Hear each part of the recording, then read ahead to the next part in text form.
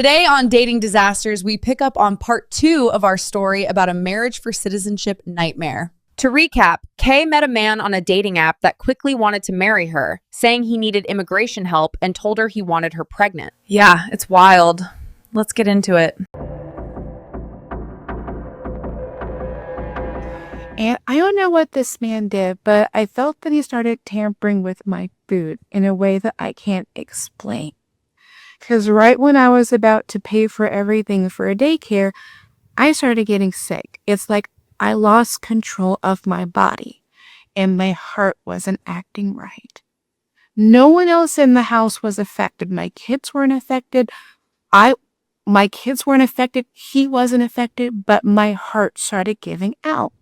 It was like the beat kept going up and down and up and down. And I was in the emergency room every single day and I'm freaking out like, what is happening to me? And I suddenly became too afraid to eat in my own home. I don't know what he was doing, but it was just weird. And he suddenly became cold and he started saying, your kids are not my kids. I'm not here to provide for them.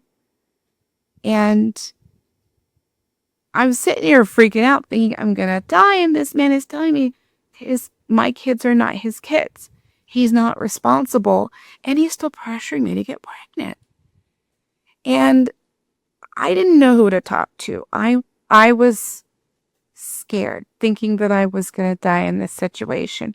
And he had the men from his religious community, some of them were doctors, they came to sedate me. I don't know what this doctor put in my hip, but I was driven to a hospital and I was given this injection to calm me down. And then the women that were in the religious community found out what was happening, and one of the ladies gave me her keys and she let me go stay at her place whenever I needed to get away. And I'm like, what the hell is going on? And my heart is still messing up. I'm still freaking about eating. I'm having to hide my food. He was doing something. I don't know if it was something from his country he was putting in my food. I don't know what was happening. But it was the most surreal experience I've ever had. And this man kept trying to get me pregnant.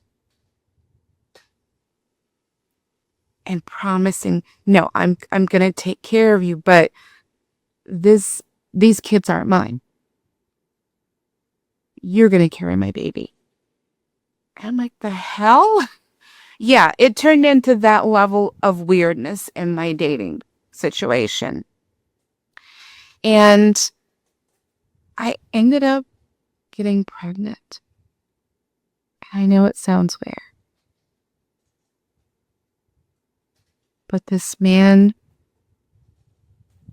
I felt cornered in a situation I couldn't get out of. And 3 months into this pregnancy, I became very ill. The baby started changing inside of me.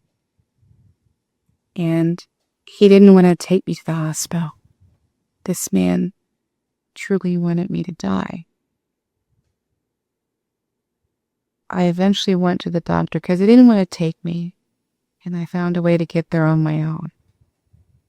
And I was immediately admitted, and I was induced into labor. The child had died, and this man was nowhere to be seen. I was at the hospital by myself. After I came home, I made the decision to run away. And I went to go stay at a homeless shelter. And in the midst of this process, I did have a cat. And I couldn't take my cat with me. This man threatened to hurt my cat. And that was the only reason I went back into that situation. I know it doesn't make any sense why I would go back, but I did. I thought I could find another way out. So I went back. My heart kept messing up. And he kept pressuring me to get pregnant. He kept pressuring me about his immigration issues. And he later told me that he was leaving the country for 30 days to go visit his family. Before he left, he told everyone in his religious community to not talk to me. He told them I was crazy. And eventually the lady that was helping me stopped helping me. And he had me taken to the airport before he was going back home to his country. And he refused to buy food, which left me no money to even pay for daycare or pay for a way to get out. And we had a fight in the airport. And I told him I was done. And as soon as his plane took off, I went back home. I started packing up everything and going through the papers, and that's when I found a life insurance policy. And I also found the money order for rent. He assumed I would pay the rent. He assumed I was going to stay. He assumed I was weak enough that I wasn't going to go anywhere. But I took that money order for the rent, and I took it to the grocery store, and I went and talked to the clerk. And I signed my name on top of his name, and she went in and cashed it. And it was enough money to leave. And I left. I drove as far away as I could. I drove back to the state that I came from, and I immediately started making phone calls for homeless shelters. And I reached the YWMCA Battered Women's Shelter in Topeka, Kansas. And I explained to them the situation that I had been through, and they let me know that I was a victim of domestic abuse. And they had a place for me to stay. And they advised me to cut off all contact with this person. And they helped me get counseling. And they showed me this reel of domestic abuse. And after I told her what happened to me, she let me know, you were abused.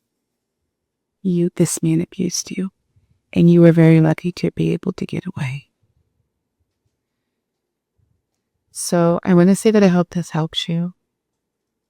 It was a very scary situation to be in, and maybe it doesn't make sense to you now. But back then I felt so small and so weak. But I couldn't raise my kids on my own. And after that relationship, I eventually did. It took nearly a decade to heal.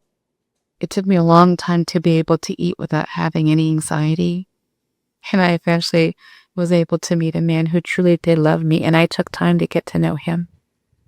But that's a situation I would never want to live through again. And even now that my daughter is 20 and my son is 23, I definitely tell them, please take time to get to know someone and find out who they truly are, so that you don't find yourself in that kind of situation. So glad Kay found a way out. Knowing you have to leave is hard, but actually doing it takes a courage most will never know. Congrats on your newfound love, Kay. And as always, viewers, research your dates before you meet. See ya next time. We want to thank you for following and subscribing to Dating Disasters. If you have your own story to share, we'd love to hear it. Send us a comment and we'll get back to you. Bye.